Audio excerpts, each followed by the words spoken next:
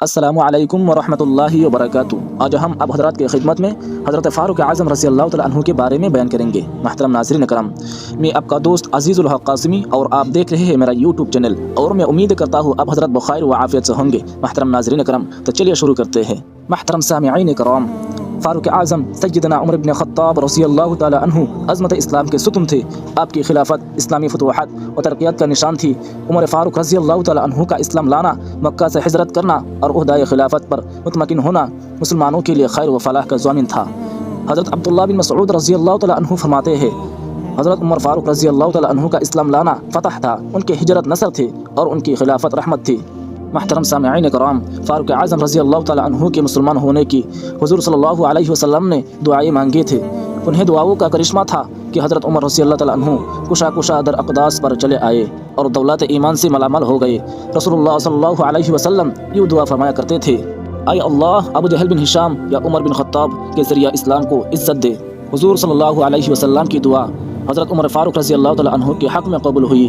فأسلم ثم صلى في المسجد ظاہرا، پس اسلام لے آئے اور خانہ کعبہ میں علی الاعلان نماز ادا کی۔ محترم سامعین کرام، جب مکہ سے مدینہ کی طرف ہجرت کرنے کا وقت آیا تو حضرت عمر رضی اللہ تعالیٰ عنہ سب سے پہلے خانہ کعبہ میں آئے، خانہ کعبہ کا طواف کیا، پھر مجمع کفار کو مخاطب کر کے فرمایا، دیکھو میں اس وقت ہجرت کر رہا ہوں، یہ نہ کہنا کہ عمر چھپ کر ہجرت کر لیا اور ہم کو یہ اطلاع نہ دی۔ سنو، جو اپنی بیوی کو بیوہ اور بچوں کو یتیم کرنا چاہتا ہو وہ آئے اور مجھے روکے۔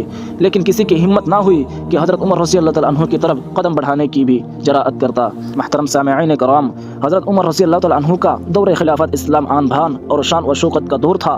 فتوحات کا ایک سیلا روا تھا جو برابر بڑھا جا رہا تھا اور مخالفین اسلام خاص و خاشق کی طرح بھیجے جا رہے تھے۔ کسی کی مجال نہیں تھی کہ اسلامی حکومت سے ٹکر لے سکے۔ جس نے ہی ٹکرانے کی کوشش کی اس کے پر خشے اڑ گئے اور اس کا وجود پارا پارا ہو کر فضا میں تحلیل ہو گیا۔ محترم سامعین کرام، حضرت عمر رضی اللہ تعالیٰ عنہ کو خلافت سپرد کرنے کے بعد حضرت ابوبکر رضی اللہ تعالیٰ عنہ نے فرمایا تھا کہ اگر اللہ تبارک و تعالیٰ مجھ سے پوچھے گا کہ تم کس کو خلیفہ بنا کر آیا ہو تو میں جواب دوں گا کہ اے اللہ، اس وقت تیری مخلوق میں جو سب سے بہتر تھا اسی کو خلیفہ بنا کر آیا ہوں۔ نبی کریم صلی اللہ علیہ وسلم ارشاد فرماتے ہیں، اگر میرے بعد کوئی نبی ہوتا تو حضرت عمر بن خطاب ہوتے۔ دوسری حدیث میں ہے، اللہ تبارک و تعالیٰ نے حضرت عمر کی زبان اور قلب پر حق کو جاری فرما دیا ہے۔ محترم ناظرین کرام، حضرت عمر رضی اللہ تعالیٰ عنہ کے نام سے شیطان بھی بھاگتے تھے۔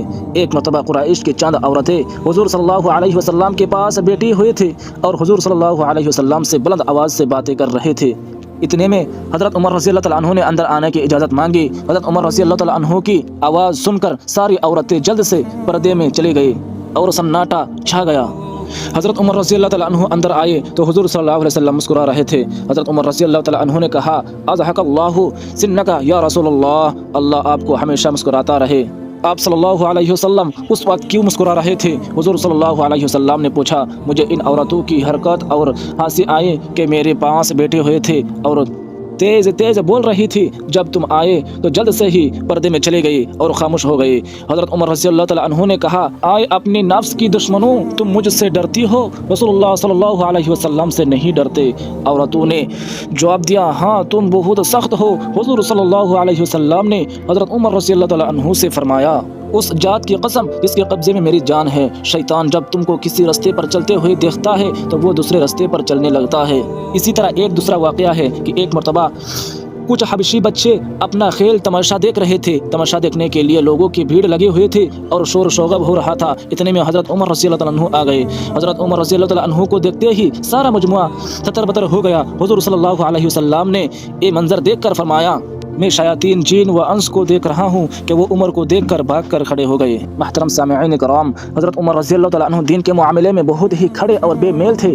اللہ تبارک و تعالیٰ اور اس کے رسول کے حکم کے خلاف اور ورزی بالکل برداشت نہیں کر سکتے تھے۔ ایک مرتبہ ایک یہودی اور منافق اپنا جھگڑا لے کر حضرت عمر رضی اللہ تعالیٰ عنہ کے پاس آئے اور یہودی نے بتایا کہ اس جھگڑے کا فیصلہ حضور صلی اللہ علیہ وسلم میرے حق میں کر چکے ہیں، مگر یہ شخص راضی نہیں ہے اور آپ صلی اللہ علیہ وسلم سے فیصلہ چاہتا ہوں، اس لیے ہم لوگ آپ کے پاس آئے ہیں۔ حضرت عمر رضی اللہ تعالیٰ عنہ نے فرمایا، ٹھہرو، میں ابھی فیصلہ کر دیتا ہوں۔